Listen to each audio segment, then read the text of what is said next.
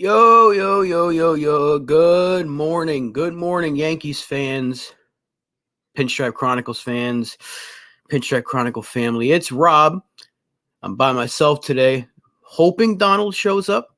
But Bobby Tats is not here with us. What's up to Sunil and NFE in the chat already? Good to see you guys. Yankees just lost another series. They went and lost another series again. And Bobby Tats has the title up here as the bats are heating up down the stretch.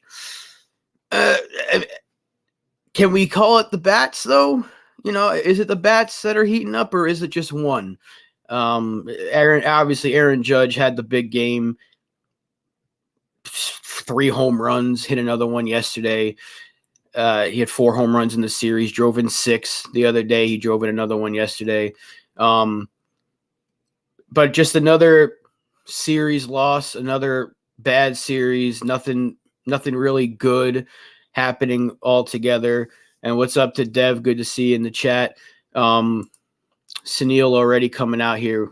Bats are heating up only to be turned into fire logs for your fireplaces in the upcoming winter. Not if you live in Florida. Ain't no winter here. As brutal as the heat wave has been, I knew there would be hidden benefits somewhere. Use it how you want, Sunil. Use it how you want, my man. But another rough series, and just not really a lot of things to talk about. Hi, Dad. I'm by myself right now, so if guys in the chat, please pop some questions in there. Anything you want to talk about, bring it up, and we could talk about it. Just kind of like a de facto Q&A or impromptu Q&A. Do something, because there's not really a lot of good to talk about. What's up, Elliot Spencer, my man with the hats every single day? Spence, good to see you. Going solo, yeah. I'm Donald is supposed to be here. He said I don't know where he is. I know that Tats is in Cooperstown. The man's enjoying the Hall of Fame. He's got some baseball history he's looking at right now. He ain't watching history with the Yankees. Not good history, at least. Hey, did Sting really need... I don't know if that's is that like a 1980s thing? A little ahead of my time. It's up to D-Rod. Good to see you, my dude. Dev, I'm staying shocked about... Yeah. I mean, obviously, we're not talking wrestling here today, but that is a pretty big thing. It sucks, Bray Wyatt. Anyone else is a wrestling fan in here, man. We all miss Bray. We love Bray Wyatt. It's shocking. NFE, another series lost. I was just about to ask if you had anything positive to say. Aaron Judge is about the only thing positive. Stanton had a good game. If I'm trying to say some positive stuff, Stanton had a good game. That's about it. Torres at the home run. Severino had a good start, but he's been so bad, so it doesn't really matter at this point what he does. There's not a lot of positives about this team. Even in a series where Aaron Judge hits 4 home runs, really not a lot of things to be positive about. Let's see. Spence, what do you think Peraza getting his first hit yesterday? Or it was Pereira got the first hit. But yeah, it was a nice sharp double. And that's what we want. What we want a lot of line drive hitters, whether it's down the line, into the gap, going the other way, whatever it may be. We need a lot of that in the lineup because the dude's got speed. He's got some serious speed, and we need a lot of that. Speed and athleticism in this lineup is going to go a long way building it for the future. So I was very happy to see it. And hopefully it's the first of many more to come this year and into 2024. So, Neil, as bad as the heat wave has been in other places like Texas, it's been mentioned in the news that we're due for a brutal winter storm. Oh, that sucks. Well, I hope you stay safe, my man. Stay safe. I would kill for some winter weather, though, I'll tell you. I would kill for some actual winter weather. Maybe not a blizzard, but I would definitely kill for some winter in the state of Florida. It is hot year-round. What's up to Medina? Good to see you in the chat. Will, good to see you as well. Sunil, we had week-long power outages. Ooh. Well, yeah, you could take the Yankee bats and use it for some heat because they certainly ain't using. They are not using those bats. Elliot, Torres, the home run was like a laser. Yeah, he's got power. Like the one thing about Torres that not a lot of people know is they know it, but he's got pop. And it's just if they didn't misuse him in 2020 and 2021, I think he could have been at least have another All-Star game nod. He might have had himself a contract extension, but this is another case of the Yankees constantly screwing with players and messing them up, putting him at a position he should never have been in, and it kind of screwed him up for a couple of years. But he got it going last year, and he's had it going again this year. I think he's gonna be a really good Marlin next year. I really think he's gonna be a good Miami Marlin. We got comments are coming in. This is why I need Bobby Tats. This is why I need a second person here. You got comments coming in left and right. It's hard to keep up with everything. See what my dad has to say here. Canely blowing another game. I'm gonna talk a lot about Canely because another instance where they started Michael King and they could have used him later in the game for a cleanup role, because that's one thing that King, I've said this before, I know Tats has said it, Donald said it, everyone has said it. King is so good at getting out of those spots where there's multiple guys on base or whatever it may be, and he just pulls the Houdini act and gets you out of it. And we could have used that yesterday. The same shit happened in Miami just a week and a half ago when Clay Holmes blew it. So he takes Holmes out and he goes to Canely, and Canely does the exact same thing. You could have used Michael King there, but instead they got to be cute and have Michael King start. They could have just gave the start to Brito, try to bounce back, or given it to Vasquez. But remember, they had to send Vasquez down because, I don't know, the Yankees can't trust. They don't develop pitching. First of all, we know that. And now they won't even trust a young starter like Randy Vasquez or Johnny Brito. I know Brito sucked in his last start, but wouldn't it make sense to at least see if he can bounce back after a bad start? Like, how are you going to learn anything about these pitchers unless you use them correctly? We've already turned Johnny Brito into a Jabba Chamberlain type where they don't know what to do with him. Your bullpen, your starter, and your bullpen again. How are you going to develop any sort of rhythm as a starter? I know he's like 25. He's not necessarily like a kid, but it's his rookie year. And they've already dicked him around, sent him up and down, started him, not started him. It does him no favors, and it's not a way to develop pitching. And that's something that we all know the Yankees don't do. They just don't develop pitching, and it's a real shame. D-Rod, Pereira, Peraza, Oswald, it's too much. Can we just call them? We call one of them Butch. I wonder which one would be called Butch, though. That's a good question. I don't know which one would be called Butch out of that group. That'd be a pretty good discussion. We got to get they got nicknames for everybody, but they just kind of put a Y at the end of it, like it's Judgy. That's it. Kingy or Kinger. They just call it. They got like little nicknames for everybody. But I like Butch. You can use that for maybe Cabrera if he's even here going forward. I don't know. Dev, Yankees can't run the bases, despite what Aaron Boone likes to say. They don't run the bases well. They don't do anything right. What's up, Train? Good to see you, Mazza.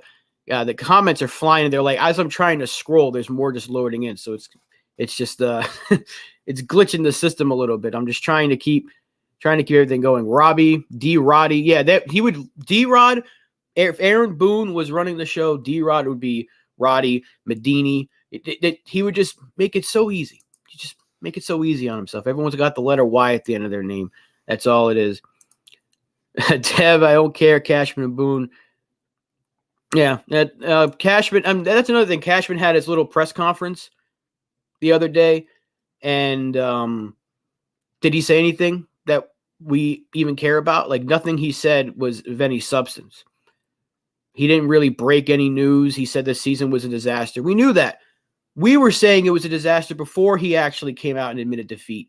So, and then Aaron Boone the very same day was basically saying we're in it to win it. Like, there's another we're in it to win it, yet we're still 5 games under 500. We still can't win a series. We have one series win since July, and it was against the Royals, who were the second worst team in baseball. But we can't even beat the Nationals. So more issues on this team. And this is more of the same all season long. NFE, you honestly believe Cashman is going to make changes based on his press conference? No. I can't see. I don't know what he's going to change unless, and I've said this before on the show, and I'm sure everybody, like, Donald and Tats would echo the same thing. Unless Cashman has this complete change of heart or just has like a major self-reflection in the offseason and realizes he's the issue and changes his ways, we're not going to see anything different. It's going to be more of the same. He might fire a few people in the analytical department, maybe get some more baseball minds, but if anything is going to be changed internally and it's going to be anything major, it's got to come from Hal Steinbrenner. Hal Steinbrenner's got to put his foot down and be like, I am not going to sit through another season like this. And he's got to be the one to make the changes because it's going to be another rough year. I don't think we'll have as bad of a year next year, but if we keep the same philosophy and the same approach that we have right now, we're going to be sitting here. Might even be by myself again next year at this time. Who knows? Maybe Bobby Tats is in Cooperstown again. And I'll be talking to you guys once again next year saying the season is a disaster. I don't trust Brian Cashman as far as I can throw him, and I don't think I can throw him very far. So there's the long answer to that question. Mazza, the Yankees have forgotten how to play baseball. That's fucking true. That's what they have shown, and Cashman is talking at a press conference, avoiding all questions, and Boone can't seem to manage a team correctly. They have no plan, and that's something that Donald has said numerous times. He said it the other day, and he's absolutely right about it. They have no plan, because if they had a plan, they wouldn't be using Michael King as a 3-inning spot starter in August to try to stretch him out. They could have done that before the season, or especially when we had an entire rotation go down. Remember, Nestor was hurt to start the year, so he was pitching injured. We lost Rodon. We lost Severino. And we didn't have Frankie Montas as well. So an entire rotation outside of Garrett Cole was put basically on the back burner. And that would have been the time, because this was, Cordero at a spring was pitching well before he went and did what he did. We had arms at our disposal in the bullpen. And if they wanted to stretch him out, they could have done that in the spring into April and May, and maybe things would be a little bit different, especially with the emergence of Ian Hamilton and even a guy like Nick Ramirez who's given us some decent innings. The Yankees find bullpen arms like that. They've even turned Keenan Middleton into a serviceable piece out of the bullpen so far. That's what Mac Blake does, but the Yankees don't plan for anything. Instead, they wait until they're out of it in order to start stretching a guy out into a starter in hopes that he'll be there next year. Why, when you can just, trust some of your younger arms at this point and keep King where he's been excellent. He's been really good overall in the bullpen. He's had a couple of hiccups this year, but they don't know what they're doing. And it's a real issue with how they handle pitching or mishandle pitching, because outside of a couple of really good years from Severino and maybe Jordan Montgomery, because he was a real solid arm, nothing more, nothing less, just a solid arm, the Yankees haven't developed a really good pitcher since Andy Pettitte. That we're talking decades now of not being able to develop pitching. So how are you going to know what these guys are unless you use them? And they don't use them right. Johnny Brito is either, like I said, starting, or he's in the minors, or he's out of the bullpen. You can't develop a pitcher by sending him up and down the ladder. And look at Randy Vasquez. Guy was only able to go 3 innings last start or whatever it was, and they took him out, sent him down. So how are you going to learn anything about these pitchers? It's not fair to these kids. Cash, we know the season disaster. What's your point? Yeah. Ask him that. Like, why can't these reporters just ask him a simple question? Like, you're not saying anything that we already didn't know. You're not breaking any news here. Anthony Garcia says, ready to get swept in Tampa. I would hope that we can at least win for Cole, maybe get one. I'm surprised we didn't get swept in this series, but thank God for Aaron Judge. And Spencer, I don't know, man. I thought 2 days ago, that could have been the start of a streak when Judge hit the 3 home runs. I'm like, maybe this is the start of a nice little streak where they can at least get to 500. The way the schedule is right now, if we lose to Tampa if we get swept, like Anthony says, we ain't finishing 500. The schedule is very difficult in the rest of the way through. Giancarlo, I can't keep on Stanton. He had a good game yesterday. He was getting crapped on all day, and he kind of showed up. At least he showed up. We had 3 players show up yesterday. 1 player showed up the day before. It's funny, the day that we have more production from the offense, even though we scored 9, 6 of them came from Judge. Yesterday, there was a little more production overall, and we still lost the game. Nothing good ever happens for this team. Let's see what else. Let's see what else we got here. Dev, Cashman, and Boone need to go. Same time, I think Hal keeps. Yeah, I don't see a scenario where Boone goes and Cashman stays. I think Boone's back next year. I'm just going to say that now. I think he's back next year. The players love him. And I know people don't want to hear that. They don't want to hear because, Boone's just a friend. He's not a manager. I get that. But the players do love Aaron Boone. So I don't think the Yankees break up the staff. I really don't think they do. I think they should. They should tear it all down and start fresh. But as long as Cashman's around, I don't think Boone goes anywhere. I think they might give it one more year. I really do. And I think if they have another season like this, that's when they start to make changes. But it's going to be a little too late. And that's what they do. They don't make changes when they're supposed to. And that's the issue with this team. That's been the issue for quite some time. Let's see what we got here from Mazza. I didn't get the move to start King. At this point, they need to get rid of dead weight. Let the kids play. Get a mix of veterans with the kids. They need a front office overhaul. That's how you do it. That's how you win games.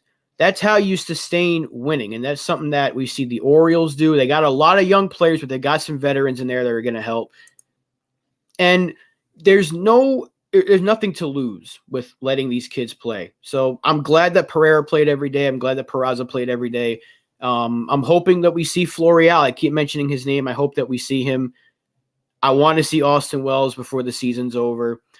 I want to see more pitchers get an opportunity, but we don't really have guys that are in AAA right now that are pitching necessarily well. So it's not like they're going to make much of a difference. Like I would have thought Will Warren would be better in AAA, but he struggled. Same goes for Clayton Beater. But we're not even trusting Brito and Vasquez, so I don't see the point in calling any one of those guys up anyway. Again, just the way they don't handle pitching is a disaster. Anthony Rizzo did some workouts at the bat yesterday. And yeah, that's another thing about Rizzo. Why are they making him come back to this?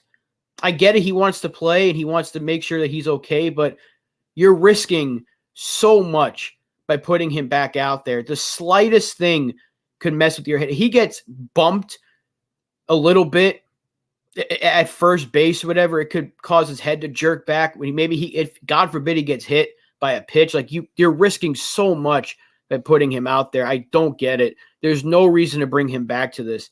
There really isn't. Make sure he's 100% ready to go next year because we know a healthy Rizzo is like a 260 to like 280 kind of hitter, maybe even better. He's good for 25 homers in Yankee Stadium. He's going to drive in runs. He's going to play good defense. He's a leader in the clubhouse, a leader in the dugout.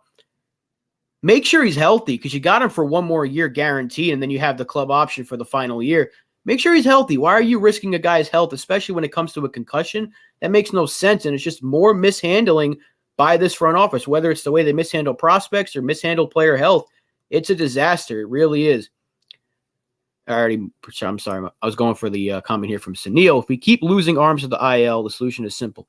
DFA the pitchers and have Blake run the pitching machine 162 games a year, the opposing teams. Maybe it'll do better. It'll do better than Severino in most starts. I mean, it's basically the same thing. You can throw a machine when you go to play, when you go to the batting cages. It's basically what Severino has been doing this year, up until his last start. That's about it. Whispers of him returning this year. I don't see the point. What are your thoughts on it? Yeah, I didn't even see that comment, but I don't think he should come back in the slightest. There's no reason to bring him back. Absolutely no reason. 500 is the only thing Boone can use to motivate the team, and we know how well he motivates. You said it there, D-Rod. Like he doesn't motivate well. He had that team meeting. He's like, I thought my message was getting across. I felt like a message is getting across, and didn't they get their ass kicked? They got swept. that was the night they got swept. So more of the same crap from our manager. It doesn't really make a lot of sense. Let's see. D-Rod again. I'm trying to get caught up with these comments. Sherman said 25 teams use analytics. One team has to be the 25th. Guess what team it is? The thing about analytics is a lot of people are going to blame it. I'm not saying that's what you're doing, D-Rod, but a lot of people are going to blame analytics for the Yankees issue. To a degree, yes, but the way they use the analytics is what the issue is. They don't use them correctly. They've been able to find some hidden gems, but I think a lot of that has been because of Matt Blake. The only hitter that they found was like a Mike Talkman type, and I think the Gardeners are out there right now. I'm hoping there's not a lot of background noise.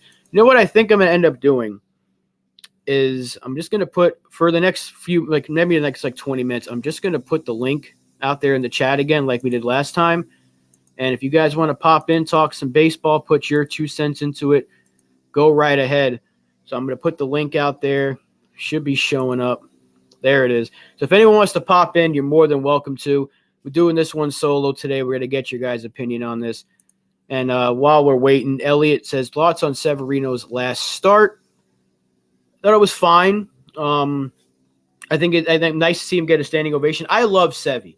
I really do. I love Severino. I've liked Severino for such a long time. It's a shame that it's come to this where he's either hurt or not pitching well.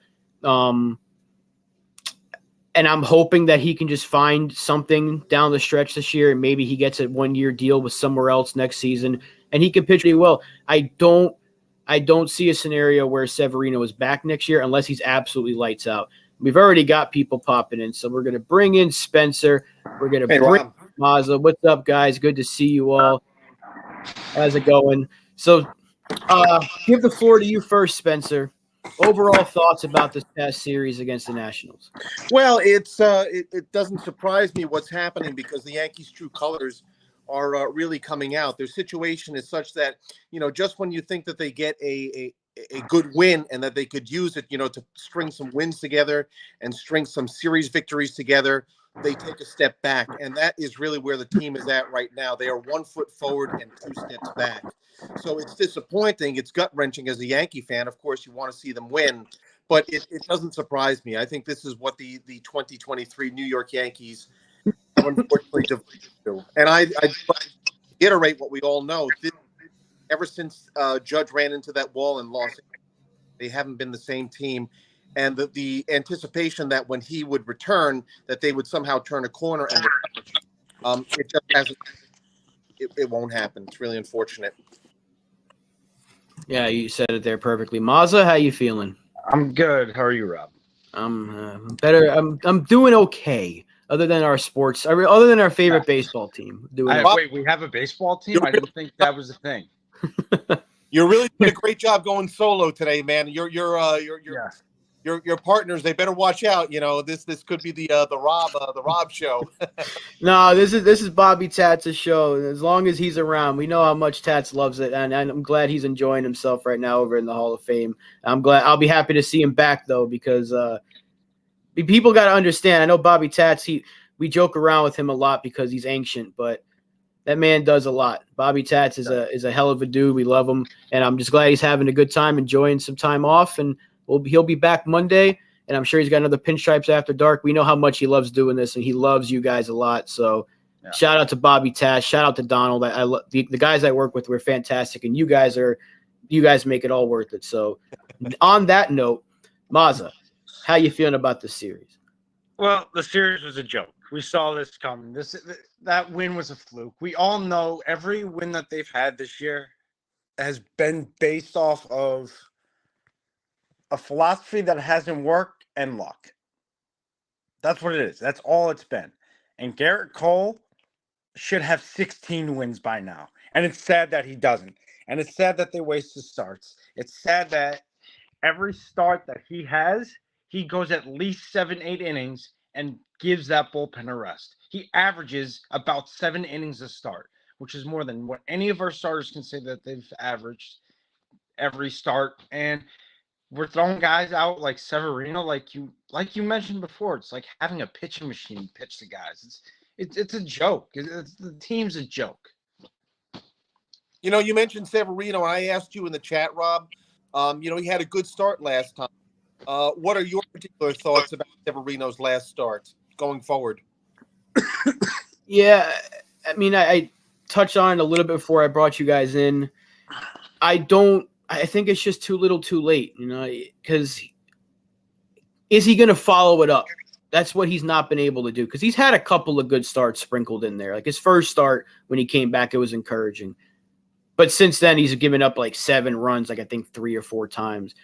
He's getting tattooed. He's literally looking like you put MLB The Show on Rookie and you put the sliders for yourself all the way up, because they're just tagging him.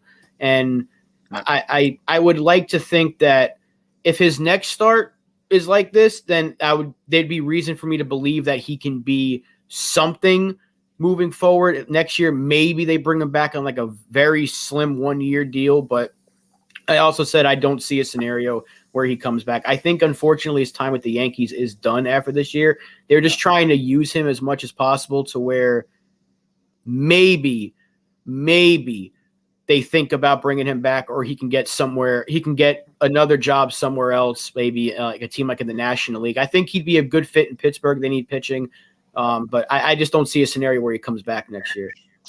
What do you think is the pulse of the fans? How do they feel about Severino? I think we want to see him succeed. I'm going to bring Sunil in here as well. So we got the comedian here. Welcome to Sunil. But I think the fans agree, because you wouldn't have seen him get that standing ovation. They don't want to hate Severino, because he was supposed to be the next homegrown pitcher. He was supposed to be that next Yankee great. And I still stand by what I've said several times. If not for the injuries, I think he would have been one of the best pitchers in this organization's history, at least when it comes to homegrown guys.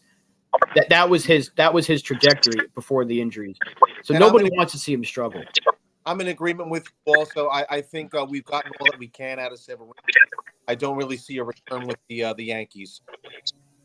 What about you, Mazza?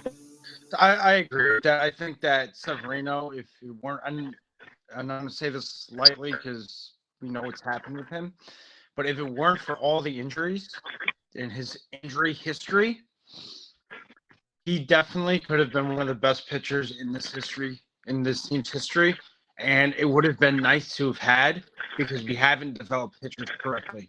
As you can see with Davy Garcia, he's now gone. He's on the White Sox. The White Sox picked him up. All right. Luis Hill, but he's hurt. So, I mean, I agree. I think with Severino, he could have definitely had that on. And you're right about that.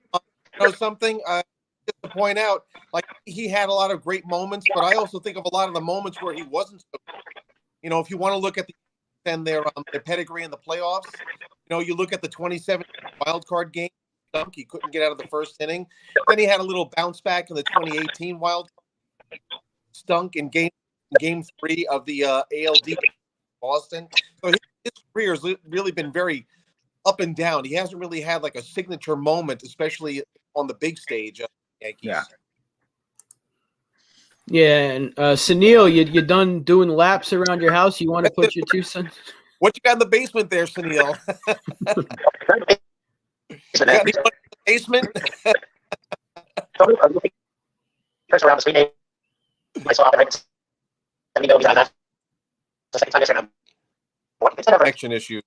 Yeah, Sunil, I think you got a bit of an issue there with the connection, because you're kind of sounding like a robot right now. I think it might be an issue with his mic. All right, while we wait on that, let's see what we got. Oh, here, what does D-Rod got to say? He's getting his steps in today. Let's see what he has for breakfast. Yeah, that's next on the menu. He's got breakfast coming up. Yes, Sunil thinks it's on the Food Network. Well, right now he's doing another like a is pellets. It better? What are the? Yeah, much better there. Okay, all right, yeah, because I was on speakerphone on my phone at the moment, and that's why it's probably sounded either a little distant or digital or combination of the two. So what I was saying, yeah, whatever. Anything but English, generically speaking. So basically what I was saying is I saw Oppenheimer a second time yesterday in 70 millimeter IMAX, and I'm more convinced than ever that Christopher Nolan is clearly capable of writing a two-part biopic story on the Steinbrenners. The first one will be a 3-hour thing on George up until 2009.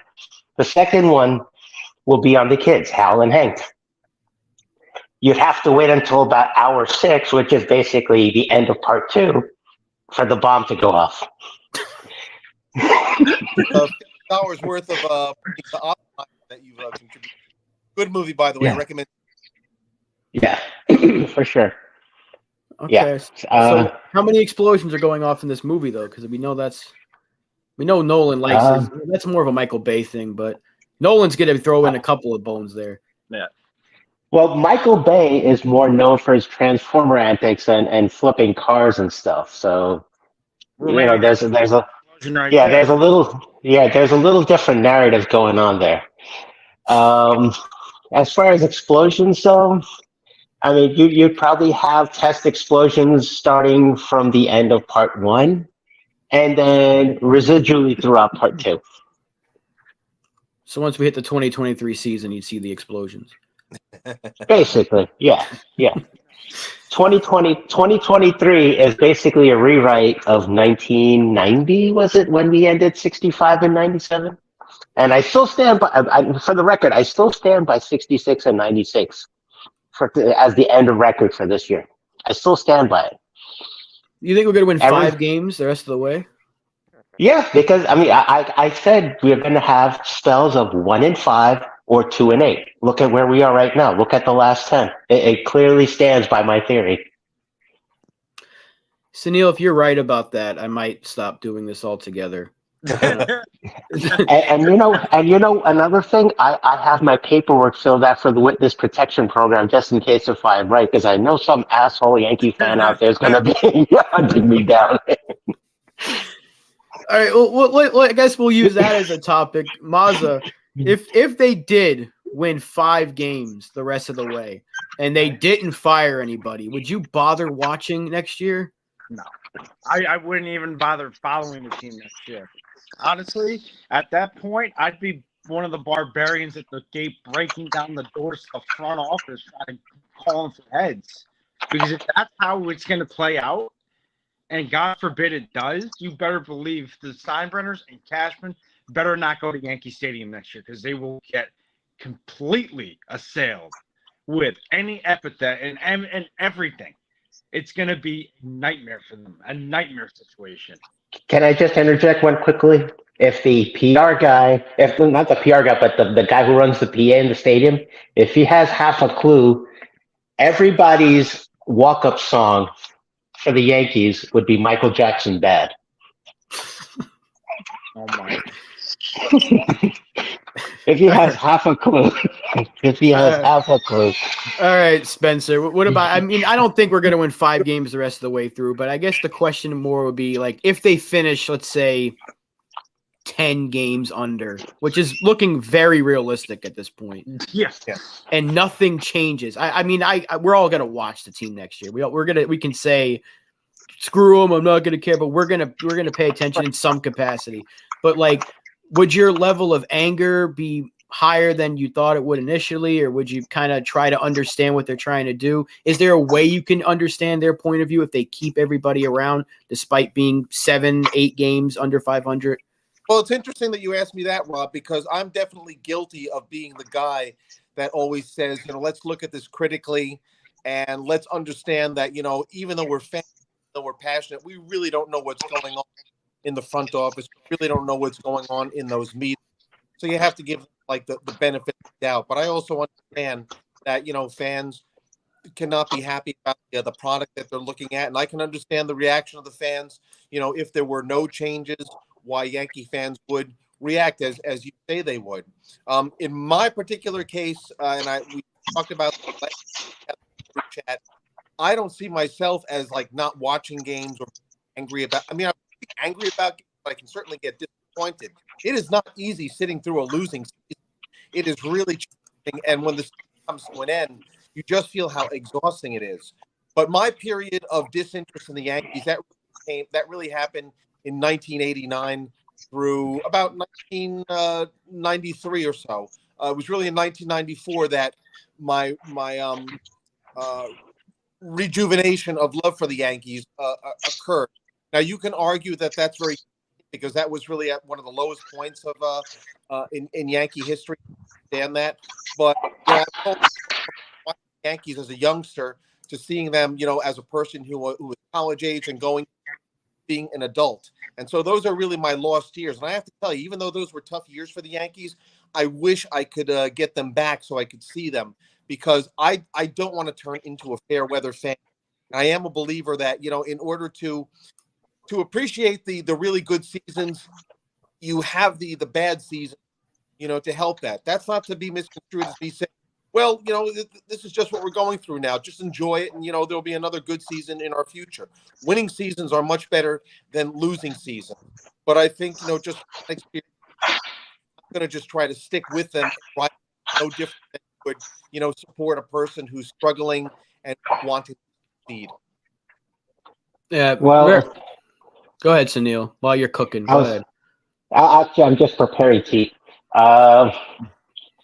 So basically, if you want to watch that whole early '90s part again, just keep watching 2023 on repeat. It's the same script.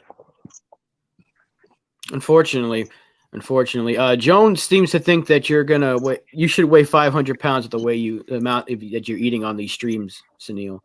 No.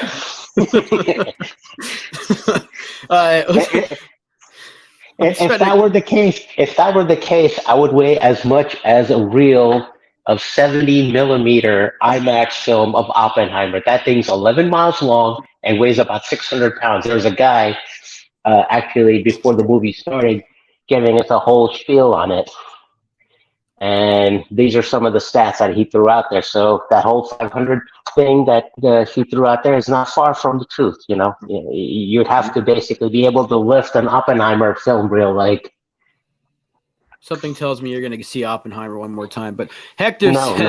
It's good to see Hector in the chat as always. He says, we are currently 13th in the draft order. You're 4 games ahead of Pittsburgh for that 6th lottery spot. So there's some perspective for a lot of people. I know we've had a lot of winning seasons and all that, but just to kind of magnify how bad it's been this year, like we're close to a lottery pick potentially. And that's never a good thing, because you talk about the Pittsburgh Pirates. We know they're trying to get to a point where they can be competitive. They saw a little glimpse of that earlier this year, but then you saw them kind of fall off. The fact that we're that close to them in terms of the lottery really puts things into perspective of where this season is and how it's been going. And that light at the end of the tunnel that we've all been hoping to see is getting further and further away, and we don't really see a point. So maybe they have to have something like this. I don't ever want to see it. I never, ever want to see this team play like this. I hate the fact that we're losing. I hate the fact that I have to come on here 3 times a week with the guys and with all you guys in the chat and just feel like everything's falling apart. But right now it is. And I think the Yankees as an organization kind of need that kick in the ass to be like, we got to fix this soon, because the Yankees have that benefit that they don't have to go through a rebuild. A lot of other teams have to rebuild because they don't have the pockets that the Yankees do. The Yankees they would say they were rebuilding after 2016. Very quick rebuild because they still had a big payroll. They paid Aroldis Chapman the very next offseason. They acquired Giancarlo Stanton.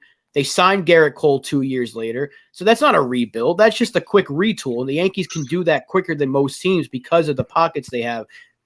But the fact that Cashman doesn't draft well at all, we could be picking number 1, and I wouldn't trust he's going to get the right guy. Yeah, exactly.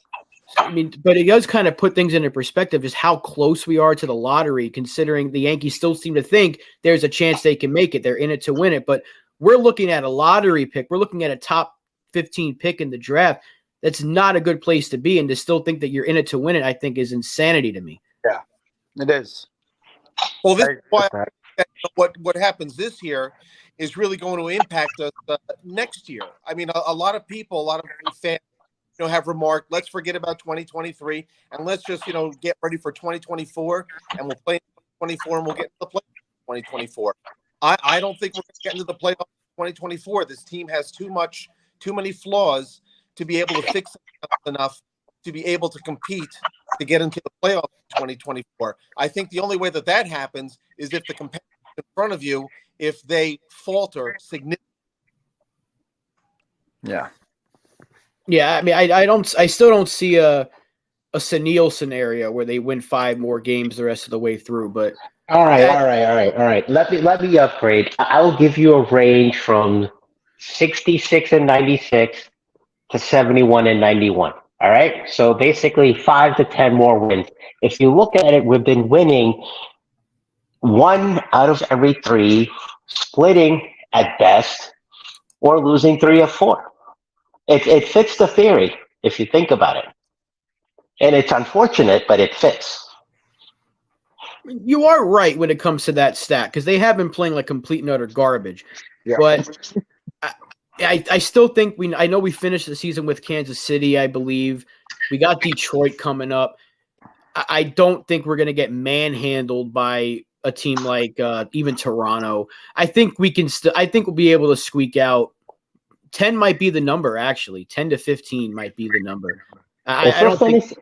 If we're finishing up against Kansas City, it just gives George Brett a little bit more chance to bask in glory. I mean, he's basically just going to be like, haha, we swept them in the final 3 games at their house and whatever.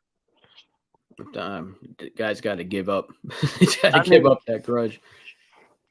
Here's the thing. I've said this all season. Rob, I've said it here. You've seen it in the chat. There's the teams that have the direction, like the Red Sox, the Dodgers, the Braves, all of them. Then there's 50 feet of crap. Then there's Oakland.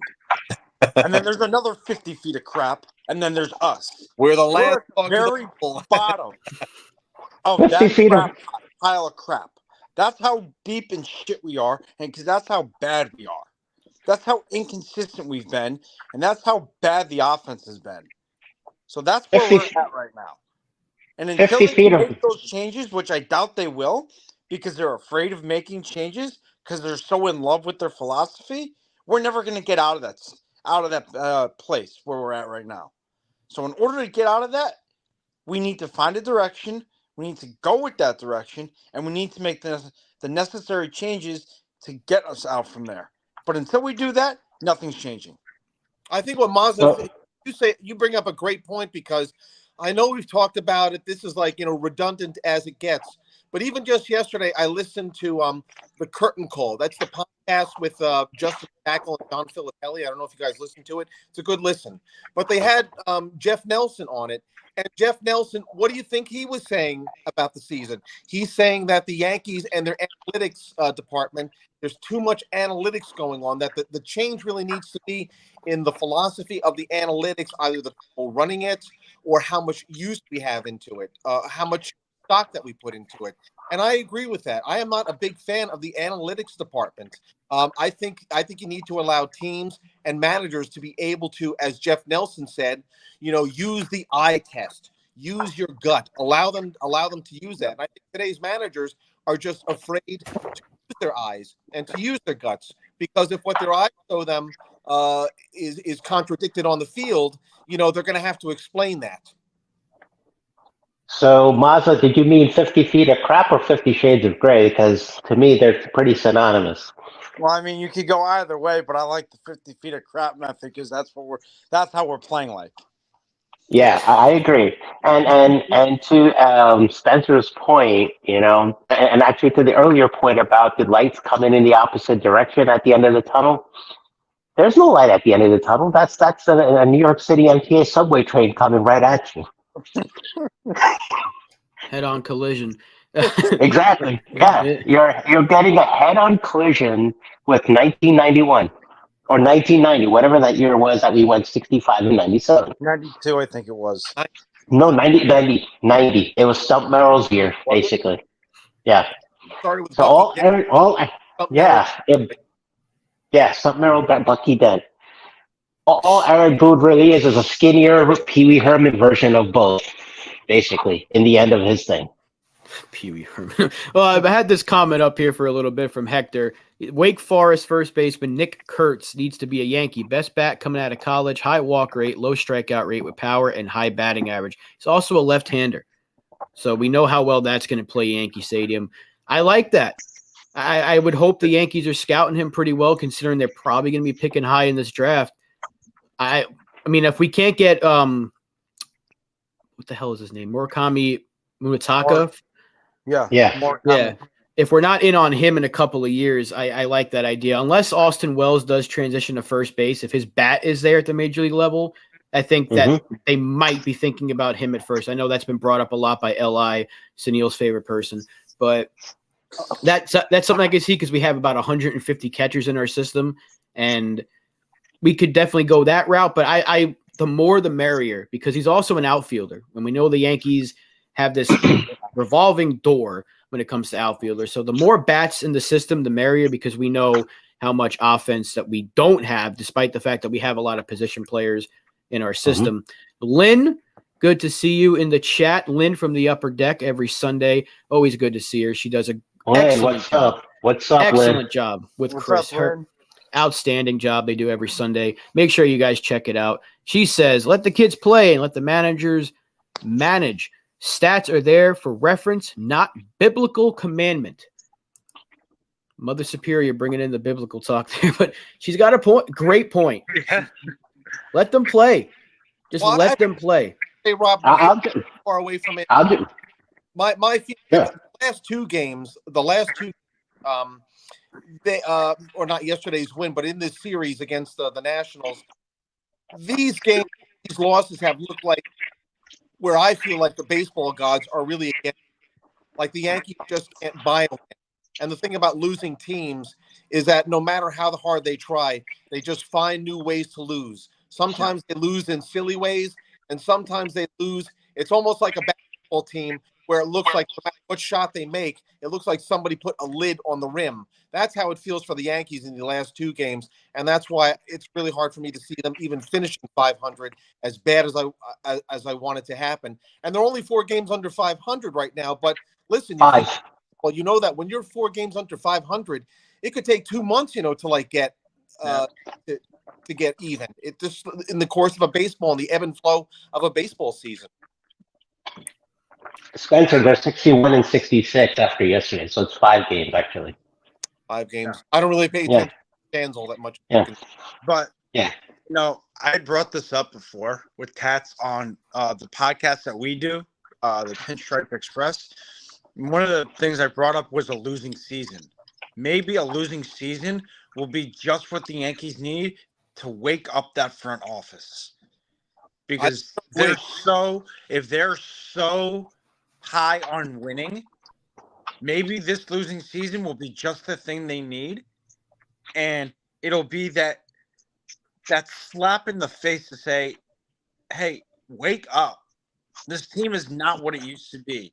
They're too old. They're not as athletic as they used to be. They certainly don't have enough left-handed bats. The pitching's in shambles. And we need to actually stop being cheap and every 4 off seasons, every 4th off season, go out and spend money. Maybe spending a little bit of money this off season, like we did last year, won't hurt this team. They have the pockets to do it. Rob, you've said this on several occasions. They have the pockets to do it.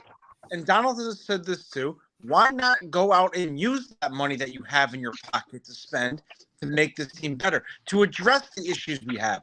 Left field, left-handed bats, pitching, all of that. Maybe this losing season is a good thing for the Yankees. It'll wake them up. Add to that, they have the $25 million from Star Insurance. And when that patch thing first came out, I was seriously hoping for a cigarette patch, not a Star Insurance patch. I will say, getting mad at what you are. Here we are, like a little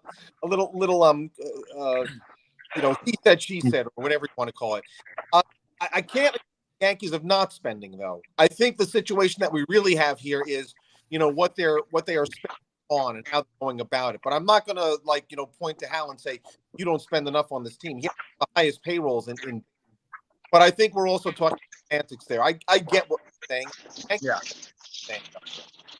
Yeah, it's not what they're spending, it's how they're spending it. Yeah. There's no way, and I'm going to get to this comment here from retired war vet. And once again, as Tats always says, and everyone's been saying it in the chat, we love him. Thank you once again for your service. You're an absolute warrior. Yeah. But when you give $25 million to Josh Donaldson, there's no justifying that. There's no scenario where he should have been a Yankee and you paid all of his final $50 million for 2 years. You should not have done that. And it handicapped us because had we never made that trade and we just kept with Urshela at short last year, we would have been able to get a left fielder.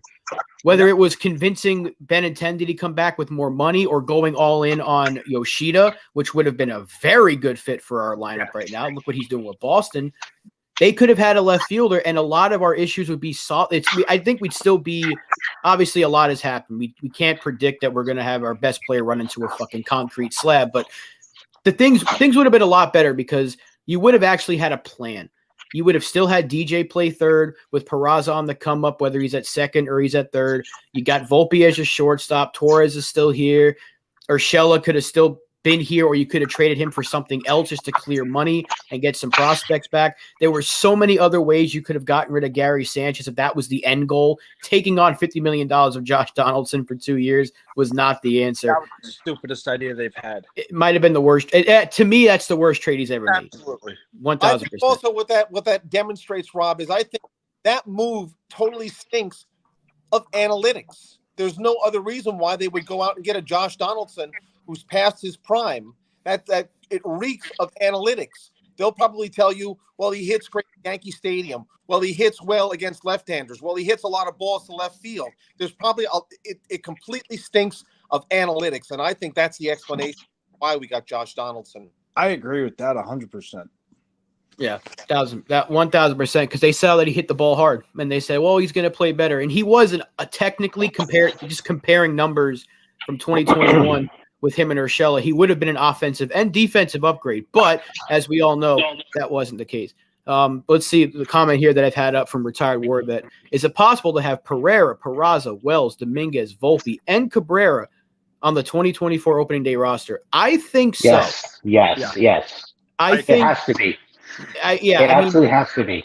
Unless they move Cabrera in a trade or something, I think there's a very good shot that we see Dominguez on the opening day roster. If he puts together a spring like he did he was really good this past spring. He had people saying, put him on the roster now. Way too early for that. But if he has a spring similar to what Volpe did, they're putting him in center field next year. Yeah. Maybe left and Pereira goes to center. But I think there's actually a very good shot that all of those guys are on the team next year to start the season. Unless they make some crazy move where they get like a superstar, which I don't see happening. I think that's very not doing that. I think with Dominguez, though, I think, does he have the talent?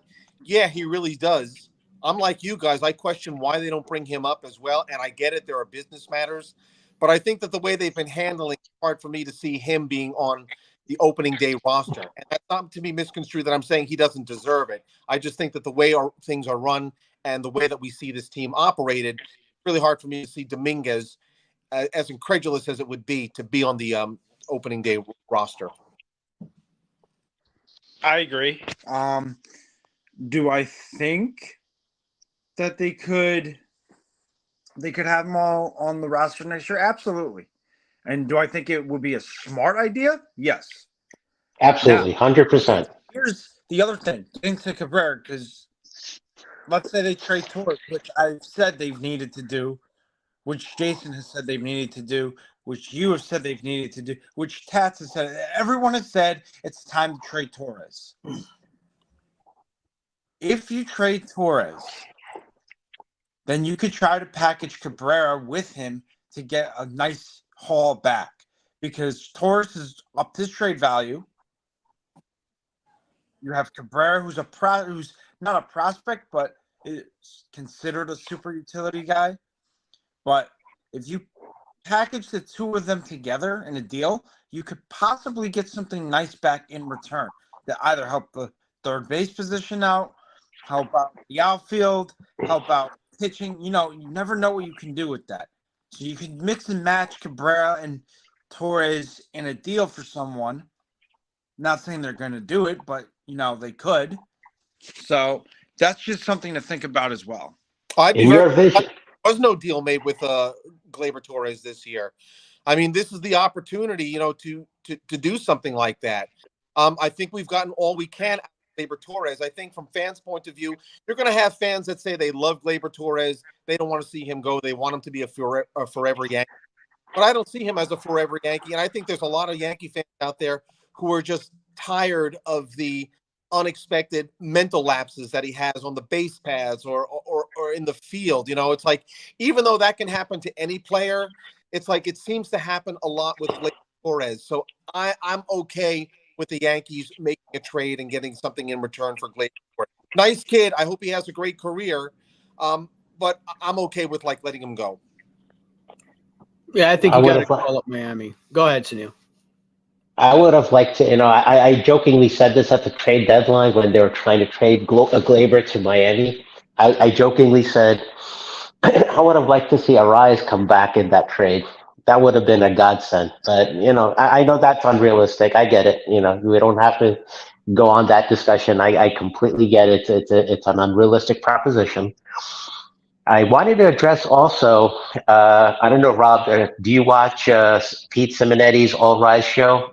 You might want to catch the voicemail from Wednesday that I left. And you might want to read the live chat comment stream that was basically streaming during that time. People thought it was Drunk LI calling in. It was really me. And they're saying, this guy sounds like Drunk LI. And I'm here to say, if there's a common audience between here and there, I'm not Drunk LI. Drunk LI would sound like a hillbilly. I promise you. He's just sober Sunil. He's not Drunk LI. He's sober Sunil. And let's get serious about something also, guys, okay? Sunil? Yeah. We all know you never make jokes. Yeah. He is super serious all the time. Not a single joke comes from Sunil. If I have a straight face, it's unpredictable. Well, let's get to TC's comment here. TC, it's always good to see you, as always, in the chat. He says, did y'all hear Boone talk about the base running blunders? He can't be serious, and I think he's just a troll. I don't think he believes what's coming out of his mouth. And I know he's being – I know he has to be getting fed certain things to say, because we know the Yankees teach their players how to talk to the media before every season. They have those classes. And I would just, when you look at Boone, you listen to him talk, but if you actually look at his face when he's saying these things, it's like he's second guessing himself. He's always kind of scratching his head and moving himself around. I don't think he wants to be saying this crap, because as much crap as we give Aaron Boone, he is still a baseball guy. He's been around the sport his entire life. Yeah. He can't truly think that the team is not bad at base running when we once again have had the same issue as we have almost at least once or twice a week, where the guy is running on contact from second to third on a ball hit to the left side of the infield, and we're constantly getting thrown out on the exact same play. And for him to think that the base running is not an issue, I don't want to believe that he can be that naive. I just feel like they don't want the manager to say anything like we're playing like crap or that can't happen, blah, blah, blah, because we haven't heard a manager say that. We haven't heard Boone say anything like that. The most fire he's shown is when he's been smacking the table. It's right in front of us. It's right in front of us. But we've never really once heard him say, aside of the obvious, like we're not playing well, we need to get better. But those are such obvious things to say. He's never once said like, that's a mistake. That can't happen. That needs to be corrected. That needs to be fixed. So I don't think that he believes most of the nonsense that comes out of his mouth. Then again, he could, but I would like to think he's a little bit smarter than that. I think you're spot on about that, Rob. Again, referring to the podcast with Jeff Nelson, even he said, and I know this is gonna sound crazy. I might sound like I'm defending Boone a little bit, but I think what's happening is he's running out of things to say, because you can only talk about the losses so much, and you can only give so many different variations of answers as to why the losses are happening, why the bases are why the base running is so bad. I think what he's in a position of doing is a lesson that we've all learned is you can't do the Bucky Dent. You can't tell the press, I don't know what's happening. He can't give that, and I think he's being very cautious of that as well. So he has to give an answer, even if it sounds ridiculous. I will say that the position that he's in also is that in this day and age with baseball, it's not like when you had Billy Martin. It's not like when you had Lou Piniella, where you could call out a player. It's not even like Joe Girardi, where you could call out a player vis-a-vis the Gary Sanchez situation. It's a different world that we live in, and it is looked down upon if managers call out their players. Whether we agree with that or not, that's just that's the way it is. So I think he's attuned to that. And again, it goes to what we were talking about last week. We're not getting all the information. That's why it leaves us with all these questions, and it's why it leaves us with a lot of anguish and dissatisfaction with the team. If they're not going to tell us what's going on, we're just going to be left to wonder and make our own conclusions. I mean, again, we don't have all the information, like you said.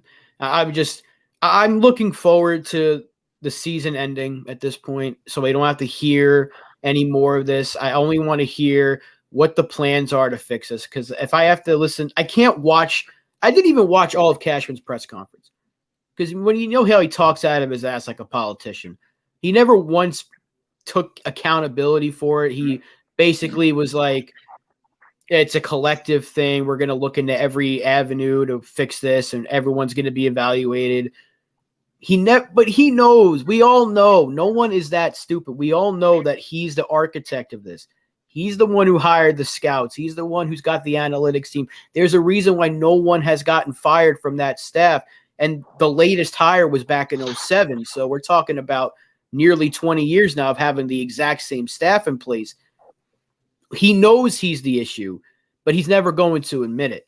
And I'm just looking forward to a point in time where we don't have to listen to him anymore, but we know that's not going to happen anytime soon. But before we wrap this thing up, I do want to get to another comment here from Retired War Vet, because he mentions if the Yankees go for the prize, they should go for a Nola and or Hader. So I'm going to propose this question. If they get one of those two, would you prefer an Aaron Nola or a Josh Hader? Nola. I'm gonna say the opposite. I'm gonna say Hader. Yeah, because we need a closer. Yep, we need a closer. Want the closer. Aaron Nola does not provide us a closer. Yes, he provides us a starter and a good starter, but he does not provide that closer that we need. Nola, do you have? I think he's got the makeup to be able to succeed in New York, and right now we get our rotation. It needs to be shored up.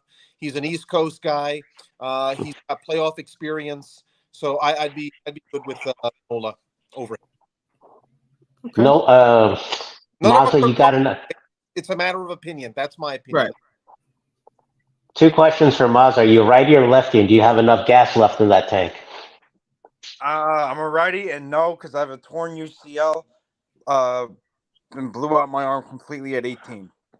Eesh. Oh. Yeah. Oh. Torn rotator cuff, torn labrum, torn UCL, all in one shot. Yikes. Yeah. What the hell were you doing to achieve that? I threw a curveball incorrectly, and I destroyed my arm. The Yankees would wait 3 weeks to put you on the IL, by the way. Yeah, I know. No. 3 months. 3 months. His arm's just hanging off. Yeah, he'll be fine. He'll be good for his next year. Yeah. It's basically the Rizzo +1 effect. Yep. Yeah. Which I still don't understand how that took him 3 months or 2 months to figure out he had a concussion. I still don't get that. That's egregious. That should have never have happened. I've said that already. There was a comment from Dev Fitch, which I would quickly want to address before we wrap up. He said the Little League team, any Little League team, could beat the Yankees. I would basically wanted to remind y'all, in 2024 on the schedule in the Little League Classic, the Yankees will be playing, I think it was either the White Sox or the Tigers, I want to say. Detroit, yeah. Detroit. Yeah, so Detroit effectively is a Little League team, so he's right. We'll see.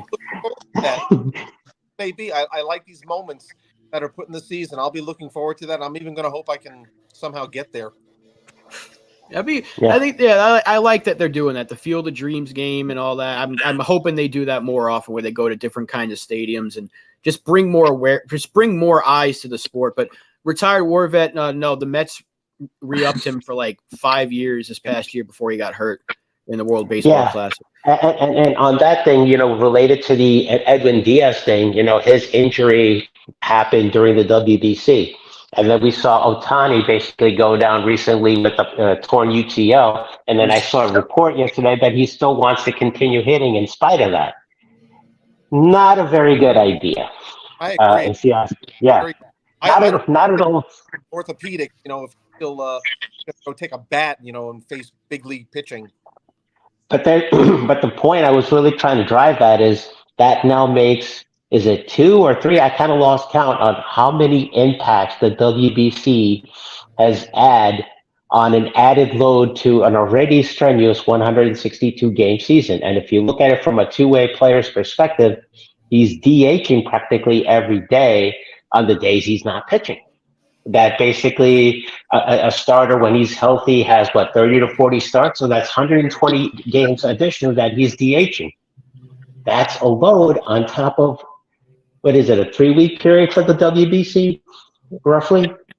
Yeah, just so about. I find it very dubious that the injury that he has now is, we can really put it on the WC. I get what you're saying, Sunil, but I just find that you're right. It's an already existing condition. You got great fingerprints, and aggravating it further. Oh, now he's flipped.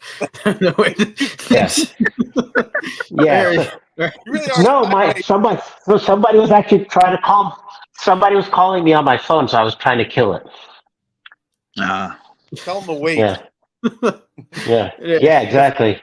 It flipped you around. Even though the Yankees suck, Yankees first, calls later. That's a fan right there, and so. But yeah, I think that's a good place to wrap it up. This has been a lot of fun as usual. I want to say thank you guys for popping in here. I put the chat in about 25 minutes or so into this, and you guys popped right in. Been great conversation. The chat as usual on fire. Everyone that's been in here. I see Lynn, NFE, retired war vet, Hector, just everyone that was in here all day. Dev, Dane, my dad, everyone was in here. Anthony, Medina, all you guys, we love you. We thank you so much. We'll see you again on Monday. Make sure you check out the Upper Deck on Sunday with Lynn and Chris. They're going to be talking more Yankees baseball. Spencer's always got his trivia for them as well, so you'll see more of Spencer. Sunil, Mazza, Spencer, thank you guys so much for coming on once again. And tune into Pinstripes After Dark this Monday. Tats and I potentially will be on together. We have a rather spicy conversation, so just throwing a quick spoiler out there. Good. Well, I hope you all have something to drink. Maybe I don't know. Something. Tats has a closet full of 150 ABV bottles, so we're covered.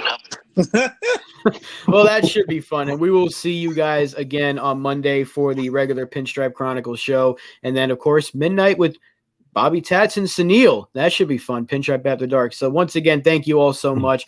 We'll see you all again soon. And as Bobby Tats always says, wear those pinstripes of pride and play hard. Have a good day, everyone. Later, Rob.